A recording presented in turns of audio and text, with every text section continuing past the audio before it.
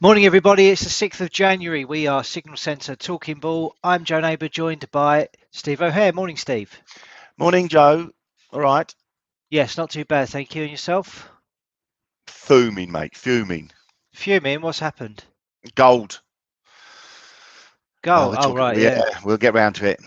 We'll get Yeah, round we to it. will. But yes, I'm fuming. Okay. Was it FOMC inspired or did it happen before that? Yeah, before FOMC, it turned around really. FOMC amplified it. Yes, but Okay. yeah. What did the FOMC do? Just told us No, something we just didn't know, or hawkish and talking about rates. We'll come on to that now, shall we? So, Federal Reserve officials are preparing to move quicker than the last time they tightened monetary policy in a bid to keep the US economy from overheating amid high inflation and near full employment. The economic outlook could warrant a potentially faster pace of policy rate normalization. Wow, got there in the end. nice one. That's according to the minutes yesterday, and as a result, the dollar and bond yields rose as stocks declined. There was also a number of chip makers getting a bit of a battering yesterday in the market. Hedge funds have begun the new year by ditching software and chip makers at a furious pace. During the 4 sessions through Tuesday, those sales reached the highest level in dollar terms in more than 10 years. That was data compiled by Goldman Sachs.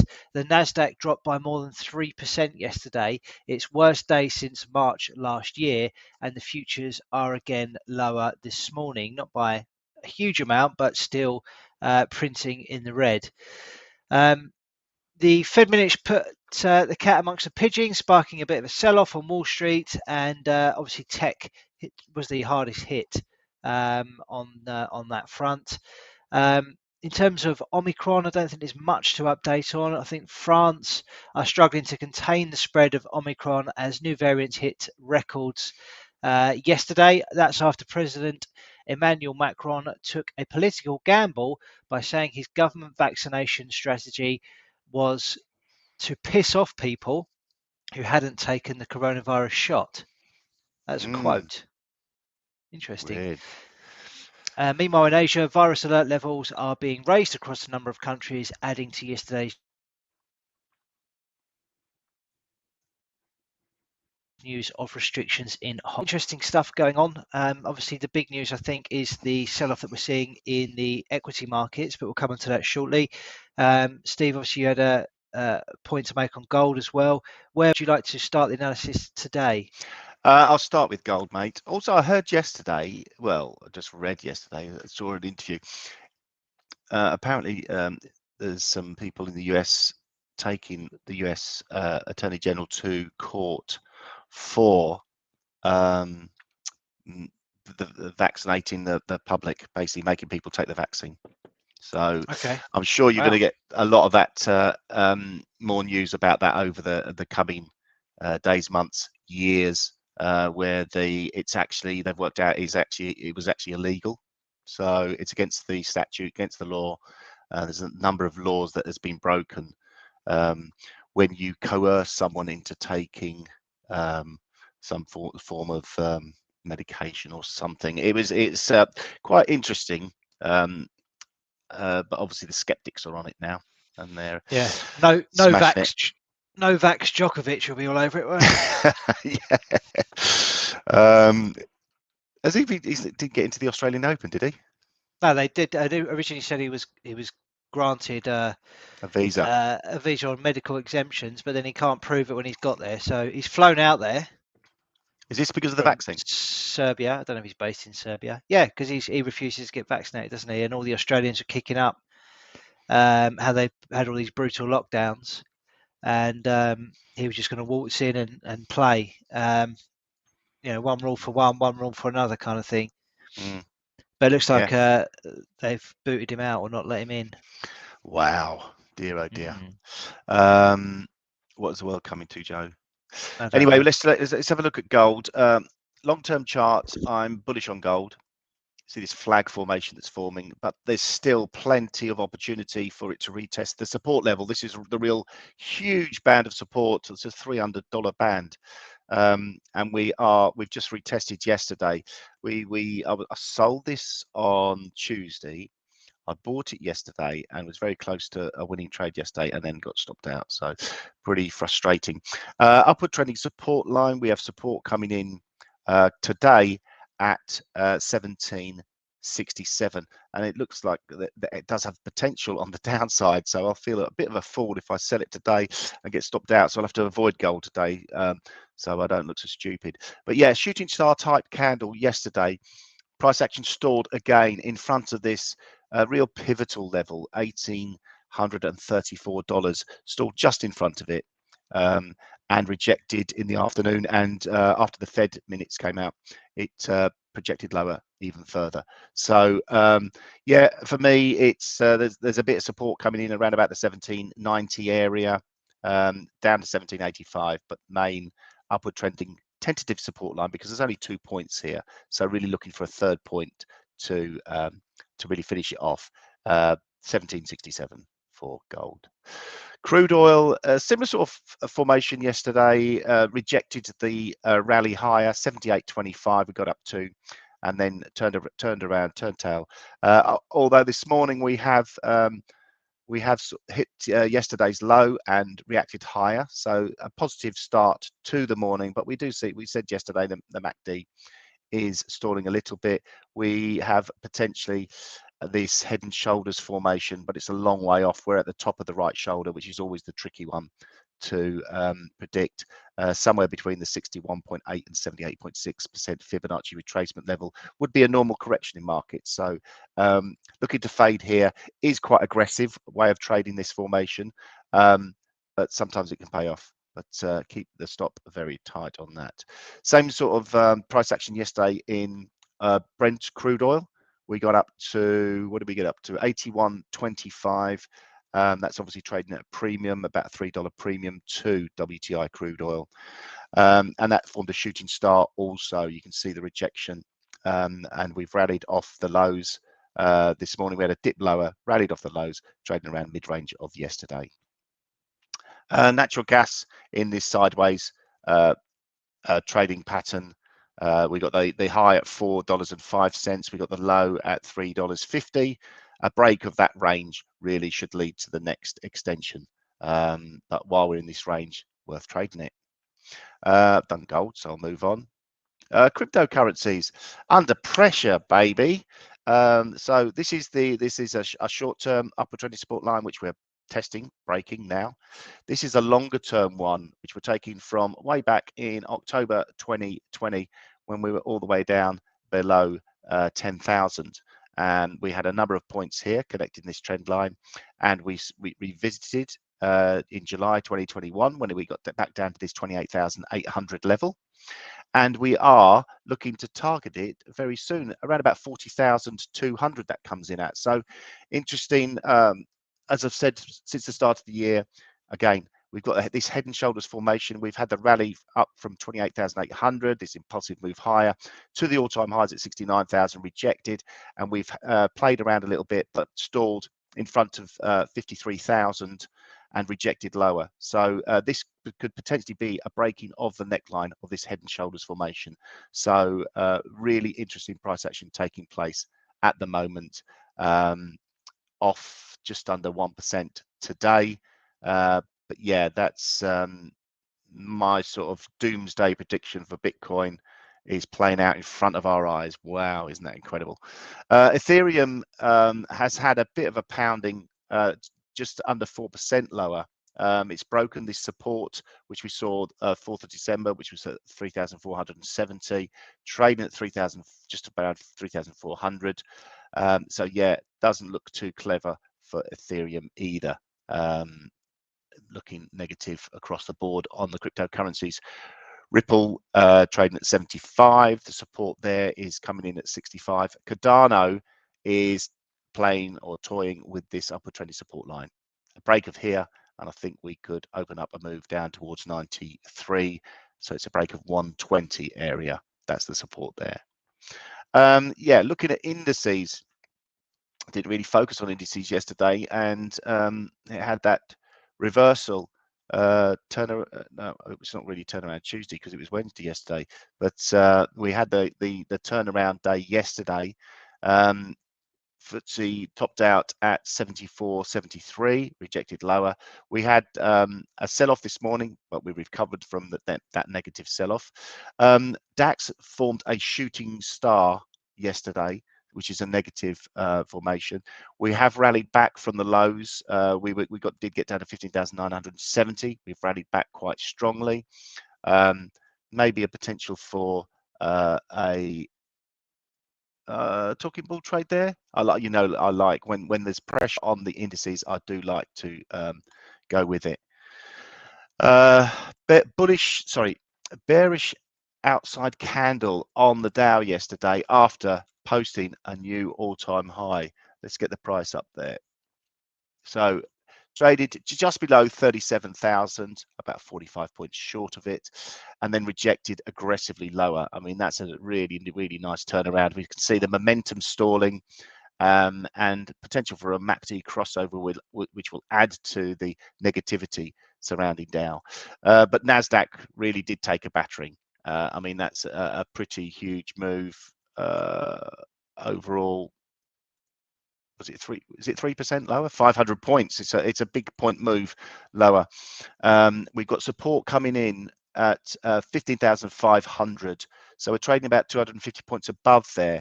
It looks like we've stalled temporarily, but it wouldn't be surprised if we see sellers coming back in when this rallies. But obviously, you've got to remember about the dip buyers in these indices. They always seem to rear their ugly head. Well, we formed a doji on Tuesday. Wednesday was a negative day on S&Ps, and the all-time high sitting at 4,817 looks quite safe for the moment. We're back below 4,700 as we speak. So this looks negative as well. Everything looking pretty negative. Rejection on the Aussie 200, China 50, obviously under pressure, creeping towards my 14,500 level, which it would be is the end of the world as far as I'm concerned. Hang Seng under pressure still at this long-term support, which we go back all the way to September 2020 to see coming in at 23,000, just trading around there now. Nikkei rejected yesterday, not quite a bearish outside or engulfing candle, not far from it.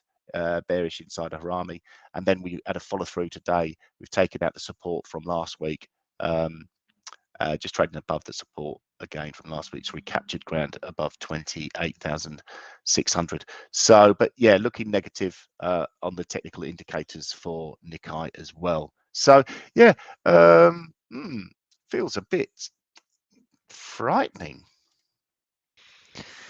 It does. I mean, looking at that Nasdaq chart you had up, looked like a big range forming, and if that breaks down, then I think we'd be looking for a tasty pullback. Yeah, definitely. And if the hedge funds are ditching, as the news suggests today, then they probably won't be in a hurry to buy it back because they probably had quite long-term positions on a lot of this stuff. Yeah. Okay, FX. Let's have a look. Yesterday we saw a bit of a bounce back in the dollar index. So this was yesterday's candle here. We were on the back foot for most of the session, but when the Fed minutes came out, FOMC minutes came out, we saw the dollar gain a bit of strength and certainly improved its standing on the session. And we're a bit higher today, up by 0.16% as it stands. Overall, still bullish on the dollar index while it's trading in within this channel. In the short term, we are seeing prices consolidate between this region here, and it's kind of in the middle of that consolidation range at the minute. So not really many opportunities, I think, on a trade basis right now. But overall, the bias remains bullish. If we take a look at euro US dollar, Similar sort of situation, but in reverse. We saw a bit of strength yesterday, but then that was rejected pretty much at the midpoint of this large Maraboutou candle we posted on the 3rd of January. Still trading within this kind of consolidation wedge, if you like, here at the minute. If that breaks to the downside, then we're expecting a continuation lower in line with the dominant bearish trend. If we take a look at cable, that was rejected just in front of this downtrend line here, this downtrend resistance line in black, and we're posting a red candle today, down by 0.4%. If we take a look to the right hand side and look at my watch list, and you can see the red is being seen on a lot of the Aussie and New Zealand dollar currency pairs, which would indicate that there is a risk off theme in the market at the moment. And if we take a look at Aussie Japanese yen, really big move to the downside, 1.26% lower, the worst performing of the currency pairs in my list at the moment. As you can see, a very big red candle on that. Overall, that's been trading really in a bit of a range. The reversal here may indicate that we'll see lower prices down to this kind of region, down to 79.00. If we take a look at Aussie dollar, then we can see quite interestingly here that this was forming a bit of a consolidation or correction that seems to have now ended with this break below the lower end of this wedge. And that may now mean that we see a continuation lower in Aussie US dollar. So quite like the looks of that from a technical perspective on the daily chart today. If we take a look at New Zealand US dollar, just to see what that's doing, not quite as technically nice as what we've just seen on Aussie US dollar, but there is some big support here at 67.00, which if that gets tested, there's a lot of fresh air below here for that to move into on the downside. So do be wary of that if that's a market that you're looking at today. Euro sterling, bit of a bounce back from the lows that we made yesterday, bit of indecision and a bit of a doji forming yesterday, being backed up with further gains today. So yeah, very much risk off theme as it stands at the moment. Let's have a look at dollar yen. So we saw that broke out above this 115.52. Bit of indecision yesterday, pull back again. Looks as though this may find some support at 115.52 for the bulls to get back on board with that. Let's have a look at dollar CAD. Anything going on there? That still needs to do a little bit of work to get up to this resistance here at 129.49. A break there, then we'd be really expecting that a bottom pattern has complete and we can start looking for higher prices on that one, but still a bit of work to do on that at the moment. New Zealand dollar versus a Japanese yen looks to be maybe forming some sort of top. Big reversal and rejection today, as we saw with the Aussie yen pair as well. So that looks quite interesting. Maybe looking for a pullback towards this support around about 75.94. So yeah, bit more interesting today in the FX space, that's for sure. Looks as though dollar is pretty strong for now, and is being bought as opposed to some of these riskier assets at the moment. Thanks, Joe. Okay, gun to the head trade, Steve. We've not got off to a great start this year, I think it's fair to say. We've had 2 bites at it each so far this year. So we played gold yesterday, both of us went short. You flipped and went long yesterday, that didn't work out either. I went short of sterling New Zealand dollar. I think both of our trades were looking pretty good come sort of midday yesterday UK time, but then both died ahead of the FOMC minute. So bit off with the timing, it would seem. Yeah, bit off with the levels really. I should have sort of like, obviously in hindsight it's great, you can sort of say, oh, I should have sat in front of that resistance level, but that's the way the cookie crumbles. Indeed. So anything you fancy this morning? I've got to sell indices, I think, Joe. Nasdaq looking pretty rough. The shooting star candle from yesterday on the DAX quite like, and this last hour, which we had a bit of a rally in the last hour. It's actually the 4 hours engulfed, so might avoid that now. Let me have a look. What's Nasdaq doing? Nasdaq's looking pretty ropey, isn't it? Let's go with Nasdaq. Horrendous day yesterday for Nasdaq. We should find some support coming in around about the 15,500 level, as we said. But really looking to get short here.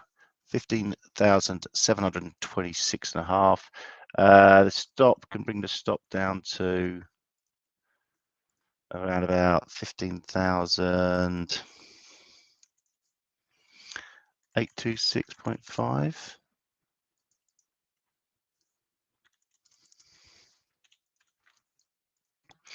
It's a 2.5 on risk reward. That's a bit outside. Well, if we're going to go for a break, let's go for the break, shall we? So I've got 100 tick stop on it. Let's tighten that up. 50 tick stop. And yeah, I quite like that. Looking for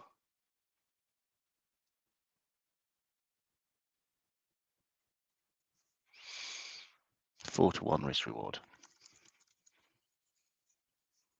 There we go, Joe. I'm short Nasdaq around these levels. The stop is at 15,776.5. Only a 50 tick stop, and looking for 200 ticks on the downside. Cool. Best of luck. Not massively keen on You got to some do of these some ideas. Aussie or New Zealand dollar, haven't you? Well, yeah, I mean, I love this on a daily chart, but you know, it needs to close there first of all for it to actually complete this pattern. So you can go with it, you know, on a basis of a breakout, thinking that it's going to continue lower, which it may well do. But if I look at this on the intraday charts or the hourly chart, which is typically where I'll look for these intraday opportunities, I'm faced with this, and it's obviously already done that. We've had what, 8 or 9, maybe 10 candles that have moved lower already. So I hate the idea of selling it there. Obviously, I'd want to be selling it on maybe a bit of a bounce. What bounce? What bounce? Yeah, maybe it's not going to bounce, but you know, it certainly looks overextended in the very short term. I love what I'm seeing on the daily, but you know, I can't do it, Steve. I can't Fair do enough, it. mate. Leave it to the young kids of the day to take Yeah. that sort of risk. So what did I just see? There was one. It's a bit obscure, I suppose. Euro CAD. So on the daily, maybe forming a bit of a flag before it sort of moves lower, but clearly the trend is bearish there. We've seen a rally into this level here at 146.06, which is rejected. Over the last couple of sessions, we've seen a bit of an uptick, but what really attracted me was what I was seeing on the intraday charts. So this is the hourly. As you can see, we're in a nice downtrend here. We've got a nice couple of touch points. We've got a 50% fib here, and we're seeing some sort of rejection candles form over the last hour or so. So for me, that was one I wanted to take based on what I'm seeing on the intraday price action. So I'm going to sell it now at 144.61. Stop loss at 145.02. Targeting a move to 143.23. Looking for 3.3 R on that today. That's my trade of the day. Mate. Yeah, let's see how it goes. Okay, data-wise today, we have a few bits and pieces out to be aware of. We've got the German CPI figure, which is due out at 1 p.m. UK time. Price is expected to rise 5.2% year on year and 0.4% month on month. At 1:30 in the US, we have two data points out to be aware of. We have the US trade balance and also the initial jobless claims number. Jobless claims expected to rise to 205,000 from 198,000. And then at 3 p.m., we have the US ISM non-manufacturing PMI. The index is expected to fall to 66.8. So a few bits to keep us interested today. Non-farm payrolls tomorrow as well. And obviously the market's still digesting what we've seen from the FOMC.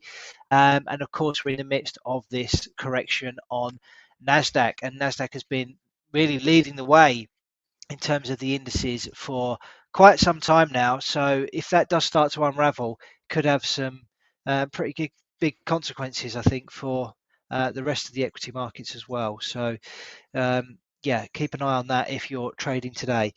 That's it from us. We'll be back tomorrow on Non-Farm Friday with more of the same.